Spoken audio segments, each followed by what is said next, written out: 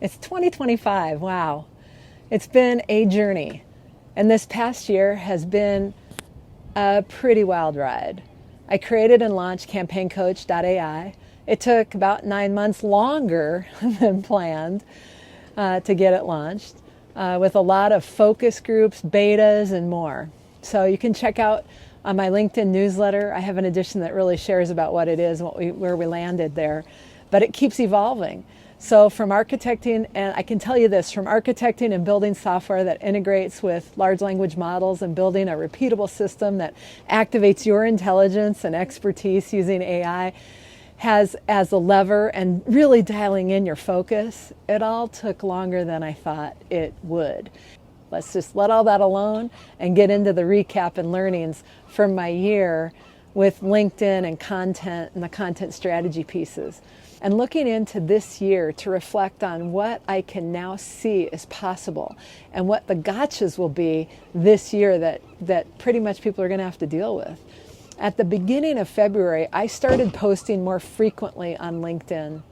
And I've explored the different aspects of the platform and what works and how it works. And more importantly, I kept it up and am keeping it up, all the while dialing in a system for how others can also get this working for yourself. Because I'm committed to providing a system that people can use that leverages AI for strategic focus and insights, that activates your expertise and allows you to easily create derivative content, what I call momentum content, and build authority and influence, spending 3 hours or less a week once you learn it and dial it in.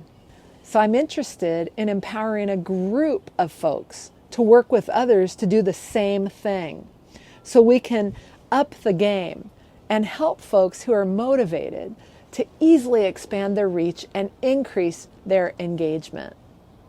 So that is create campaigns and motions that deliver results for the products and services that they offer. So with people who have struggled, and I have done this, struggle with how to post regularly, content regular way on LinkedIn or through emails or on my blog. But I'm happy to report that not only am I still posting and creating content, it's had an impact on the growth of my network and followers, yes, but more importantly, I have about 12 meetings a week with people and have made genuine connections and learned so much about what people are up to, both from exploring synergies and also from connecting and networking.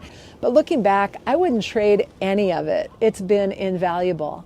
And it has enabled me to dial in the system that people can implement to grow their influence and their authority for themselves, yes, or people they coach, without having to create that system for themselves.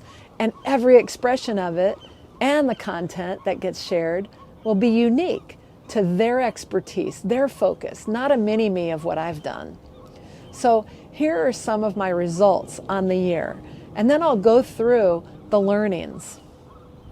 And some of the people I've worked with, their results exceed my results, which I love even better, right?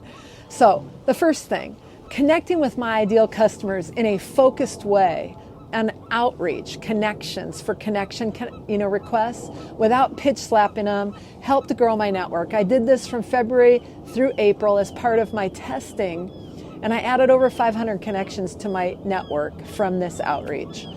Now, the second thing was commenting regularly and massively played a huge role in exposure. I had no idea. I explored AI commenting tools and learned a ton. Boy, was it an eye-opener. I did this from February to May or June, and this elevated my visibility and my reach in ways I couldn't have guessed nor anticipated.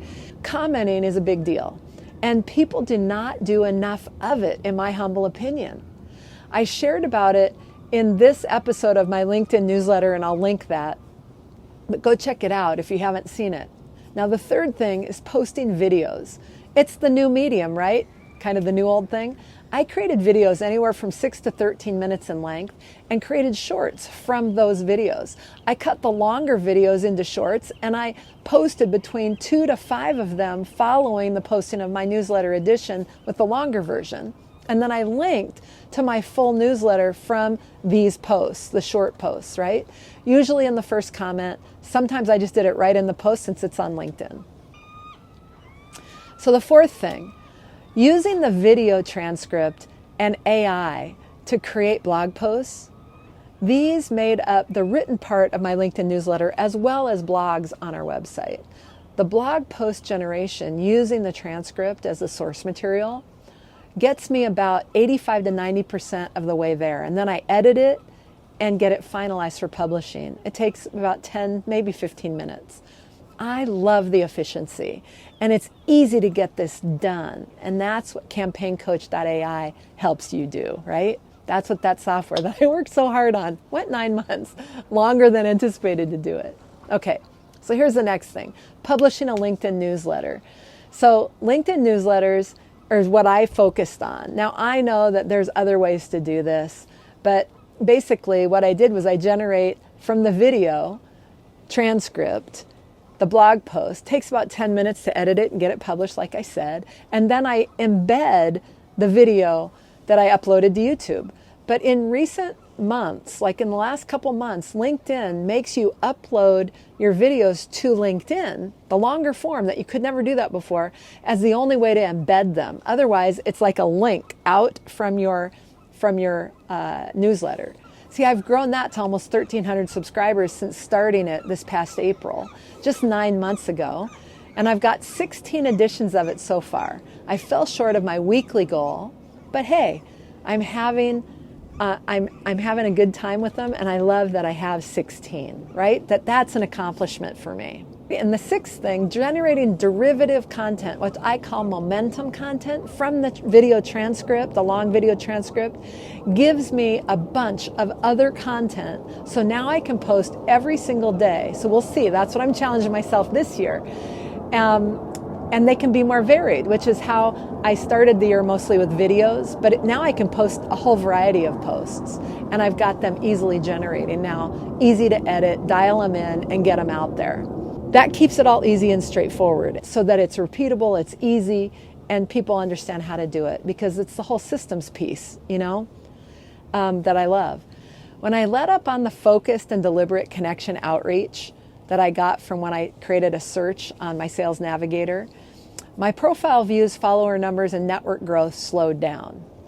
That also happened when I stopped using AI to generate massive amounts of comments as well.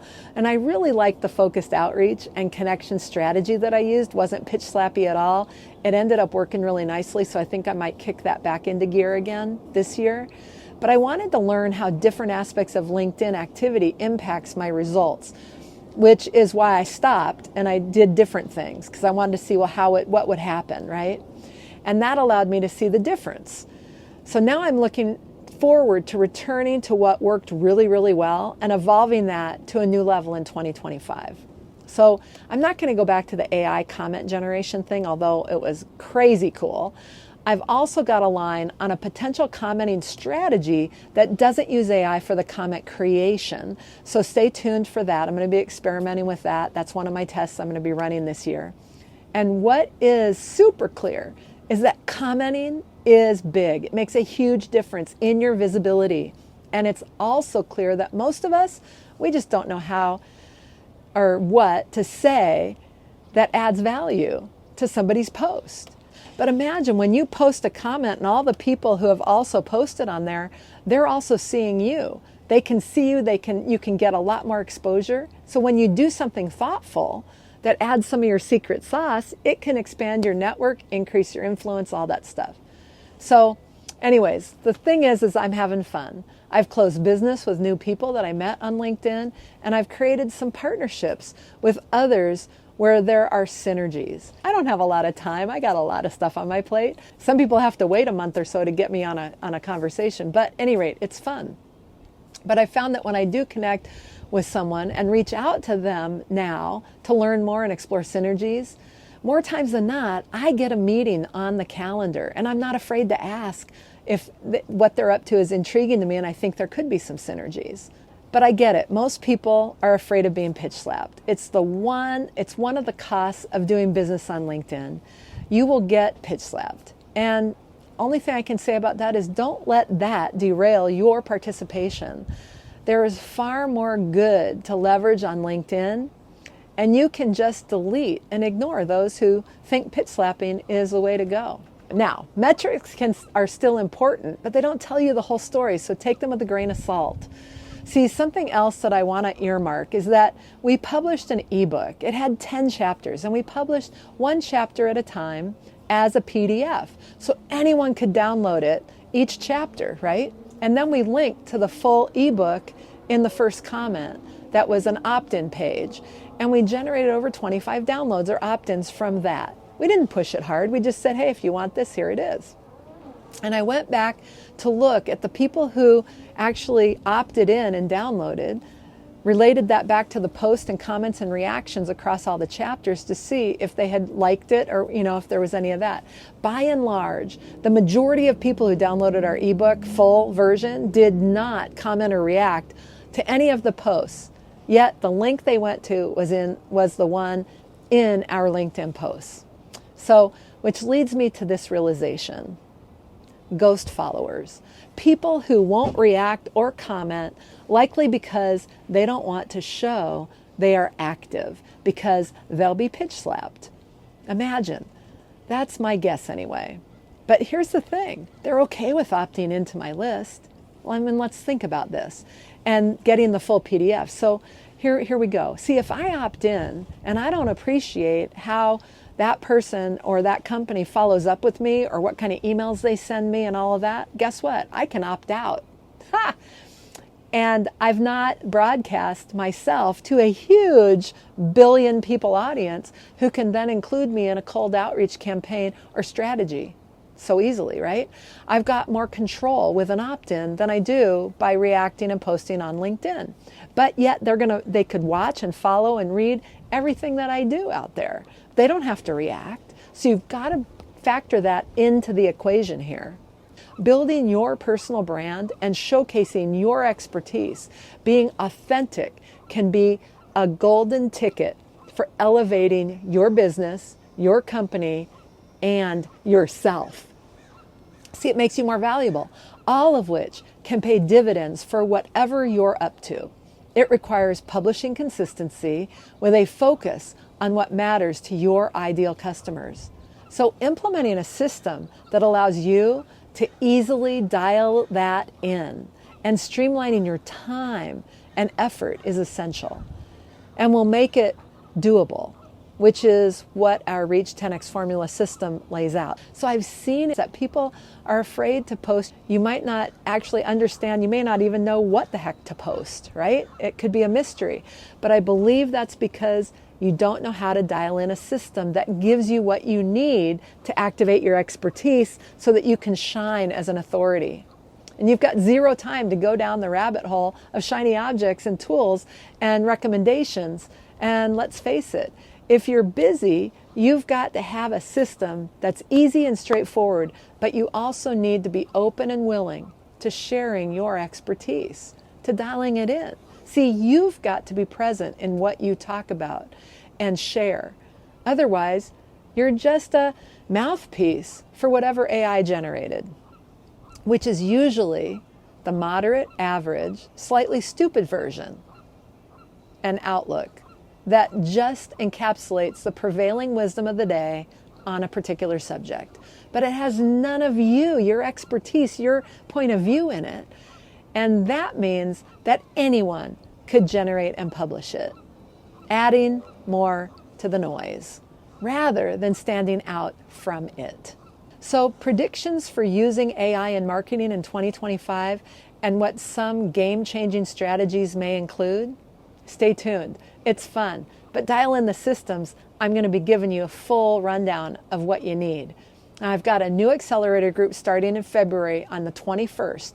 And if you want to implement a system and get that dialed in, get things moving for you and your personal brand, it could be just the ticket.